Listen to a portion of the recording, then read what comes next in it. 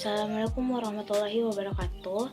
Perkenalkan, nama saya Indah Nurul Isa dari kelas Pendidikan Biologi B 2021 dengan NIM 210107500005.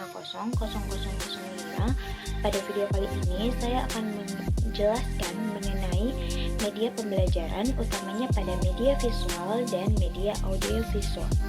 Selamat menyaksikan. Apa itu media visual? Media visual adalah media yang hanya mengendalikan indera penglihatan. Jenis media visual menampilkan materinya dengan menggunakan alat proyeksi atau proyektor.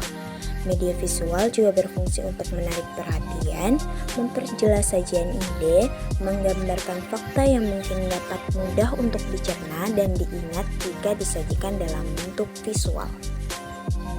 Contoh dari media visual. Yang pertama yaitu media gerak. Media gerak ini berupa gambar-gambar proyeksi bergerak seperti bisu dan sebagainya.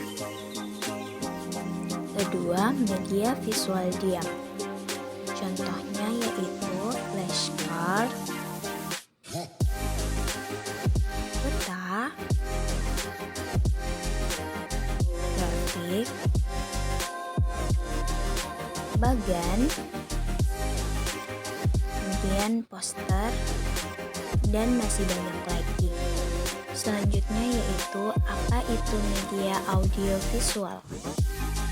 Media audiovisual adalah media yang mempunyai unsur suara dan unsur gambar. Jenis media ini mempunyai kemampuan yang lebih baik karena meliputi kedua jenis media auditif mendengar dan visual melihat. Media audiovisual merupakan sebuah alat bantu audiovisual yang berarti bahan atau alat yang dipergunakan dalam situasi belajar untuk membantu tulisan dan kata yang diucapkan dalam menularkan pengetahuan, sikap, dan ide. Media audiovisual juga merupakan bentuk media pembelajaran yang murah dan terjangkau. Sekali kita membeli tab dan peralatan seperti tab recorder, hampir tidak diperlukan lagi biaya tambahan karena tab dapat dihapus setelah digunakan dan pesan baru dapat direkam kembali. Selanjutnya, contoh dari media audiovisual.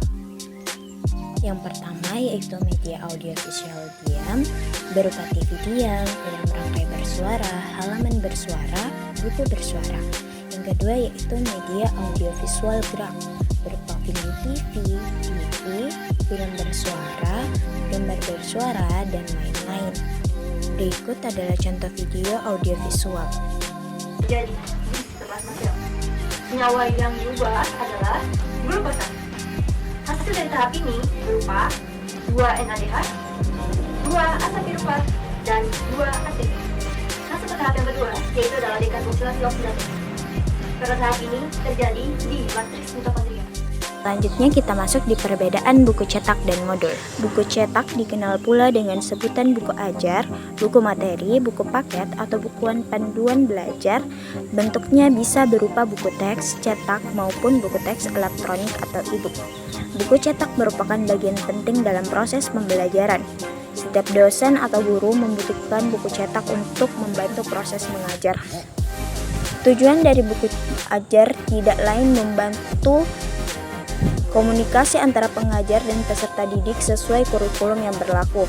Buku cetak biasanya merupakan bekal pendamping pembelajaran yang melibatkan pengajar dan peserta didik secara langsung, baik itu tatap muka ataupun daring.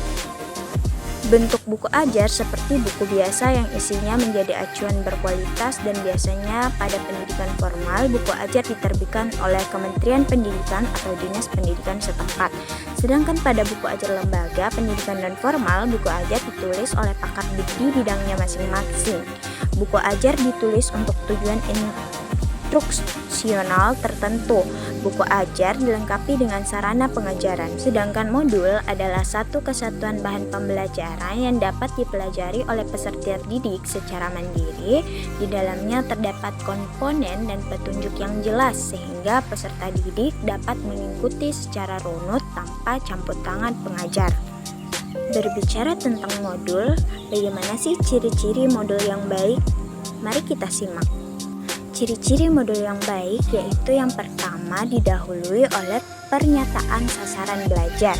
Yang kedua yaitu pengetahuan disusun sedemikian rupa. Yang ketiga, sehingga dapat mengirim partisipasi mahasiswa secara aktif. Keempat, memuat sistem penilaian berdasarkan penguasaan. Yang kelima yaitu memuat semua unsur bahan pelajaran dan semua tugas pelajaran. Begitulah tadi pemaparan materi dari saya, kurang lebihnya dimaafkan. Wassalamualaikum warahmatullahi wabarakatuh.